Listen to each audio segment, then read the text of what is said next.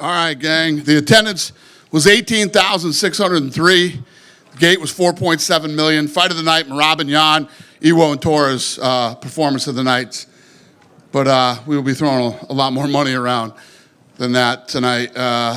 Before we get into it, I want to thank Bob Iger, Kevin Mayer, Jimmy Pitaro, Burke Magnus, Matt Kenny, Glenn Jacobs, and everyone else at ESPN for all their hard work and helping build the sport and the brand over the last 7 years.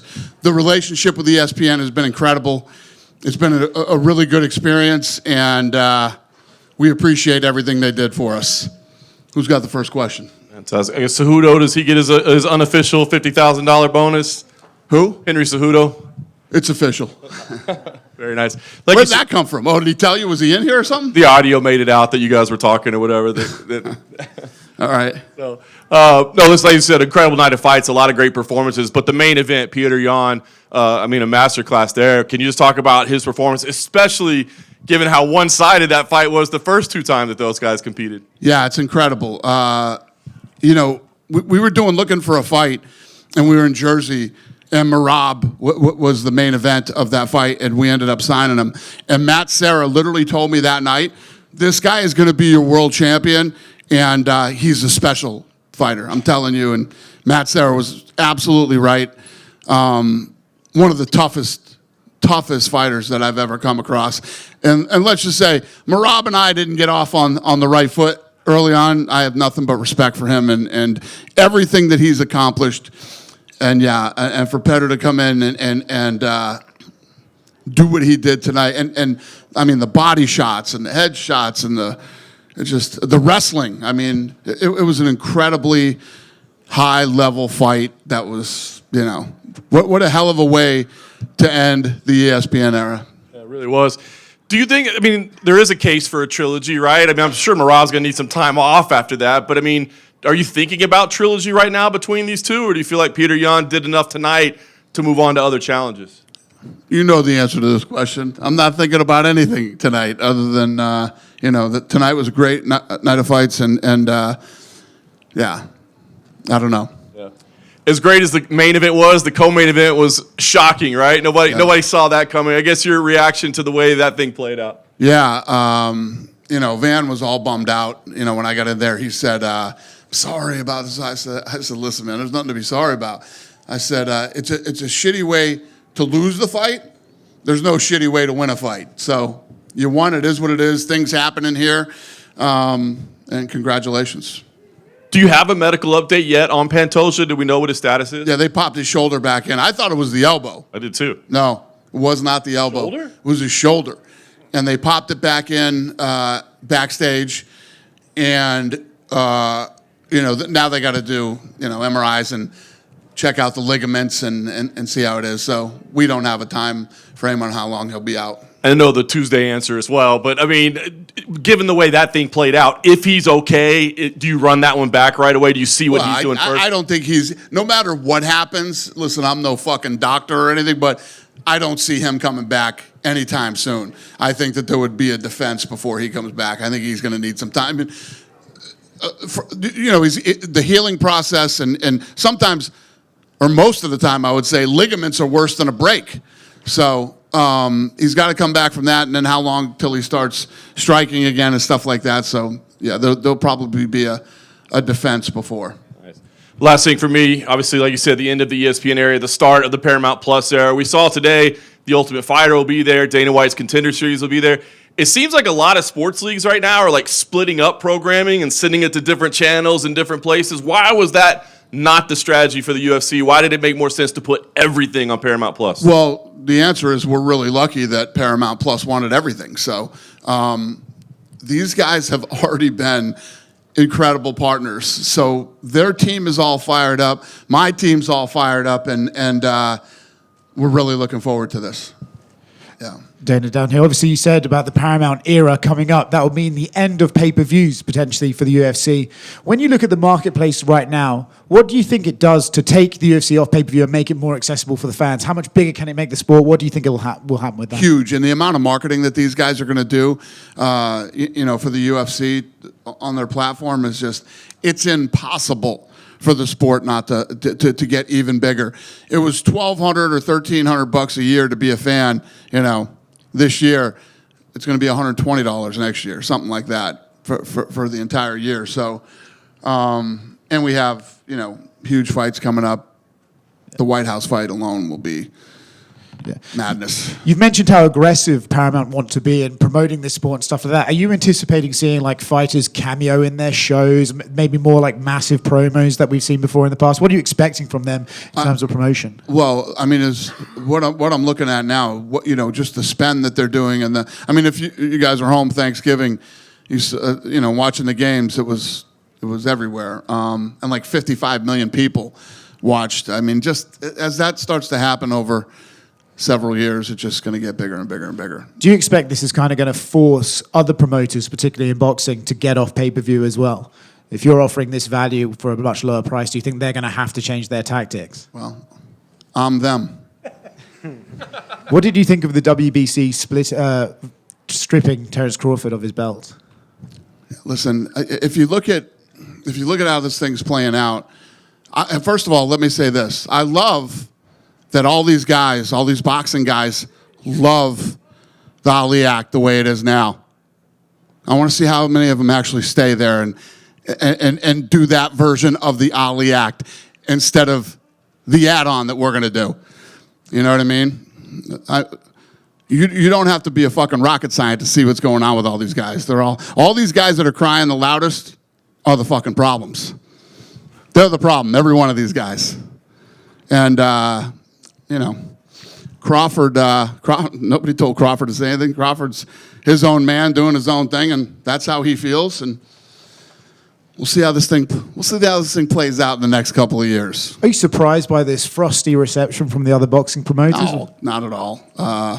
Not at all. But here's the thing that's great for fighters is that they have options, All these promoters are saying the Ali Act is perfect and this is the way it should be. I want to see them all stay in it. I want every one of them to stay in the Ali Act as it is now for the next however many years. Right. I fucking guarantee you they won't. Two more quick ones from me. You said earlier this year that in the new deal, we should see fighter bonuses going up. Do you have any idea what that looks like yet? And can we expect that to be in place for the first event on Paramount? Yeah. No, I don't have any answers for that yet, but okay. Yes, probably. Okay. And last one from me. Tom Aspinall did interviews recently saying that his eye is not better. He was a little bit disappointed with some comments you made. Have you spoke to Tom? Do you know anything about that? And what's your reaction to what he said? I have not. Yeah, I mean, I get it. I don't remember exactly what I said. What did I say? Just said you think that I think his eyes are okay. Yeah. Since no more pay-per-view, David with MMA Myanmar. Hold on, sir. I'm still talking to this guy. Sorry, my bad. Here's the thing. So obviously, and I know Tom said, I haven't even talked to him and all that stuff, but we have people all over him right now, checking up on him, making sure he's good. Does he need any help or, any specialists? Yeah, I'm no doctor. I'm just saying what I've heard. And that was in no way, it wasn't said in a way that they're like, oh, what do you think? I said, I think he's fine. Or it wasn't like that. I said, I think Tom's eyes are good. He's going to take some time, heal, come back to, that's all I said. I wasn't saying anything negative toward him. And I think that things can be taken out of context, or he didn't see what I said, because I don't even remember what the fuck I said. But never once did I say anything negative about him or, in a derogatory way. I'm sure he's upset and fired up, and, he'll get better, and we'll get him back in there. Yes, sir. All right. So thank you. I'm sorry about the first one. That's all right. Since there is no more pay-per-view, the fighter they used to get cut from pay-per-view, now, are you going to replace, based on the view or something like that, and pay the fighters? Yes. There is a model that we have figured out that can figure out how to pay guys based on pay-per-view still. Okay, thank you. And now Josh got the belt, and it's been a while since UFC held event in Singapore. And since there's a lot of Burmese, Myanmar fans in Singapore, do you have any plan to go back to Singapore soon? Yes, but it's funny. He was just asking me questions about what could happen next. Literally, as soon as that fight was over, we started thinking Japan. We haven't been to Japan in a long time, so I already got Pete Dropic looking for venues in Japan.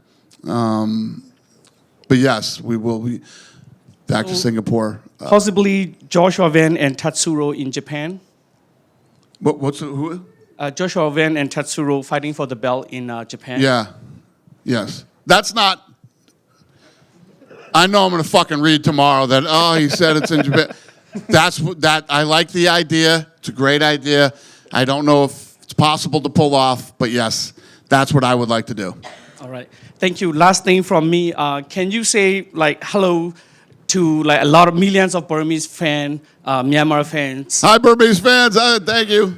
All right. Happy holidays. Dana. All right. Over here. Big win for Payton Talbet. Had a couple takedowns on Henry Cejudo. Looked like he was having fun in there. What did you make of Payton's performance? And it seems like you have a budding superstar on your I could not agree with you more. He looked incredible tonight. The distance, the range, picking him apart on the outside, the takedowns. And again, much like the main event, I mean, Henry Cejudo showed tons of heart, took some big shots tonight, and kept fighting right to the end. So it was a hell of a night for fights. And then on Henry Cejudo, what is he meant to the promotion? I know he obviously retired when he was in his prime, but he came back, and even Payton was in here, and he said, Henry he still has it. So I was very unhappy when he retired. I thought that was a really bad idea. He was in the prime of his career, and he and I talked about that tonight backstage. But yeah, the guy's had not just a hell of a fight career, just a hell of an athletic career. He's married. They're building a house. It's all good shit. And unrelated to this fight card, we haven't got to speak to you since all the big title fight announcements. Fans were a little surprised, I think, at the interim title and then the main event in Australia.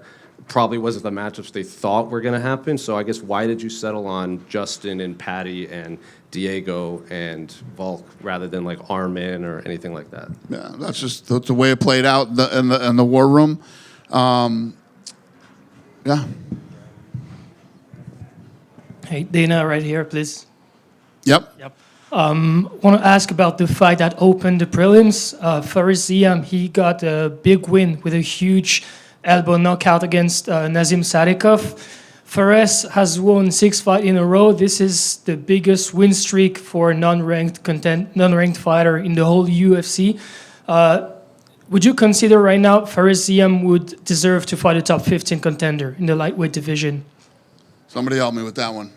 Faris Ziam from France had a very good fight today, and he was a 6th win in a row. Is the longest winning streak of an unranked fighter in the UFC. So would you consider him? What did you say? What was it? A top 15 fight for him?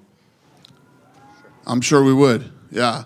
Again, those are things like the Japan thing. These things are kind of stuff that'll pop up during the night that we think about and dive into it. But most of these other decisions aren't even talked about until Tuesday. But the answer is yes. Yeah. Thank you. Thank you. Dana, we all know your love of the rankings, your involvement with Meta, partnership with the UFC. Can we expect to see any update in the AI rankings that we've heard about for the last year heading into 2026? Yeah, I literally just came out of a 3-day board meeting in Hawaii for Meta, and we were talking about, not only are we talking about rankings, but a lot of other things that we would integrate into the show with AI, and not just UFC, but boxing too. A couple investigation questions. UFC 322, obviously there was a big melee with Dylan Dennis and Islam's team. Eric Adams, the mayor, came out and said there was a full investigation that was going to be happening. Can you provide any update on what? I don't know jack shit about that. Okay. I know nothing. And last one for me. Back in November, the Isaac Delgarian fight fixing stuff. Obviously, there's a long investigation going on in that. Can you provide any updates on what's going on with that? Since the last time I talked about it, I don't know anything else. I know that obviously what you know, the FBI is investigating, and I don't know anything else. Thank you. Yep. Dana, right here. February will be 25 years since you first appeared on UFC television as president and CEO now. I believe in 2019 you announced you had signed a 7-year extension for your position. That would bring it to next year. Have you signed anything new since then, or is this a contract year for you? I have been extended. For how long? That's a good question. 5 years? Yeah? Another 5-year extension. Literally this year. Okay, congrats. Over the course of these 25 years, with Henry Cejudo retiring tonight, I believe Cale Harrison is the only Olympian left in the UFC currently on the roster. If I had asked you 25 years ago, like, there's only going to be 3, 4, 5 Olympians who became UFC champions, would you think that's a good number, or would you have expected it to be higher? That's a good question. I don't know. If you'd asked me back then, I was curious if we would even still be around today, let alone Olympians. But yeah, I guess it's a respectable number. I'm surprised that more Olympians that wrestle don't try to get into the UFC. But I think there's a big difference between wrestling and actually being able to get punched in the face. Is Gable Steveson on your radar? Very much so. When do you think we could see him? Like, how many more fights do you want to see him outside? I don't know, but Yeah. he's on the radar big time. Yeah. Well, one more Olympian question. There was that report that Ronda Rousey could be facing Katie Taylor. I wonder what you thought about that one. Total bullshit. Is Ronda in talks to come back? These rumors keep swirling around there. No. No? No. Do you want to see her back in combat sports? But that's up to her. You know what I mean? I personally cannot say enough good things about Ronda Rousey. My experience with Ronda Rousey, when she was going to the WWE called me to ask. I said, I'm telling you right now, she'll be the greatest athlete you ever worked with over there. I'm telling you, I can't say enough good things about her. She was great when she was here. And last thing on lightweight, Arman Tsarukyan, obviously the odd man out now. We expect Ilya to be unifying against the interim title winner, which would make a long runway for his title. I wouldn't say that he's the odd man out. He had an opportunity, and you guys know how that played out, and he's gonna have to work his way back. I don't give a shit what the number says. He's gonna have to work his way back. There's just too much goes into this for those type of things to happen. We had a little. We were talking back in my room tonight, and we were talking about all the crazy shit that's happened over the last 20-something years. But you can't do that. You can't get the opportunity, and then you can't end that way. So he's got to work his way back. So the message is take the next fight you offer him, obviously? No, I mean, he obviously... He knows what's going on. I don't give a shit what everybody else says. He knows what's going on, and he's got to work his way back to that title shot. Yep. Dan over here. Yep. Congrats on the accession. First off, I just saw you mention there the bit of your boxing venture. So just curious, is there like a timeline for when we can see these Zuffa boxing announcements, like events and fighter signings you guys may have? What? Somebody help me with that one. I don't hear well. Can you repeat it here? Go ahead. Is there a timeline for when we can expect announcements for Zuffa boxing events or maybe fighter signings you guys have in the works? Announcing who we've signed? For fighters announcing who you signed. Yeah. When are we doing that, Lene? Soon? It's coming soon. There we go. And I know you mentioned there Japan. I know the process to go back to a country you haven't been for in a while is a lengthy process, obviously, but just from this point of view, have you guys at least thrown out the Saitama Super Arena for a potential venue? Arena in Japan, the Saitama Super Arena. Would you consider that kind of arena in Japan? I don't know. We would have to get together with our team, and Pete Dropic runs that department, and we'll be fishing around for what's available, what's possible, and we'll figure it out. Two, first, just seeing Macy Barber, everything that she's been through, and then to come back, what did you think of her performance and getting back in the cage today? Yeah, she's one of those kids that came in and said, "I'm going to win everything. I'm going to, be your youngest champion. I'm going to, So she's, I'm happy for her. And then the other one is, we talked about, Mike asked you about 25 years, but there's been these milestones along the way. The Ultimate Fighter, first fight on Fox, ESPN era, now that's over, going to Paramount. Like, do you take these steps to kind of analyze where you've been and where you're going? And do you use those personal milestones to kind of analyze just everything that's happened? No, I mean, if you look at it, we bought our way onto TV, on Spike TV, right? Then, crazy ass story. I've told parts of it. NBC, we were supposed to be on NBC. We were supposed to be on NBC. We were going to buy a network. We were going to do all this shit. And Vince McMahon fucked that all up. So last minute we start, we get into a negotiation with Fox because I had a good relationship with Eric Shanks from DirecTV. And then ESPN happens after the sale. It's all been like the perfect, everything has worked out the way that it was supposed to work out. And looking down the barrel of Paramount now, I mean, these guys are incredible partners. So it's all playing out the way it's supposed to. And then you started this kind of thanking some of the ESPN folks, but I guess just how would you assess what this era has been for the company and for you? Well, if you think about when we started, we bought our way onto Spike TV, and we couldn't get covered by ESPN. So to finally do an ESPN deal, and then now leaving the ESPN deal, being very positive about it, and talking about what a great experience it was, it's great, and for us to be in a position, it's like, he was asking me earlier about the boxing guys, right?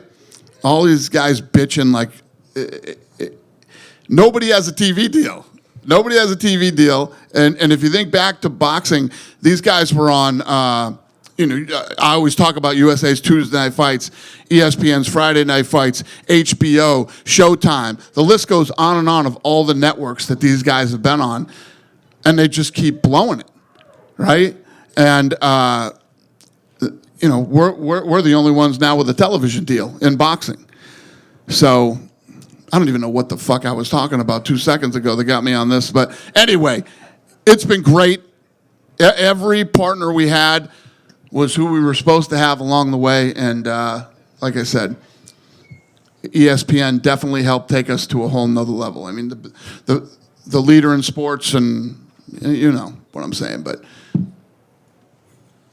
yeah, I don't know what the fuck I'm talking about. Yeah. Dana over here. Yesterday, Derek Lewis took over the seasonal press conference. Is Paramount Plus ready for a Derek Lewis post-fight victory speech? Is the White House ready for Derek Lewis?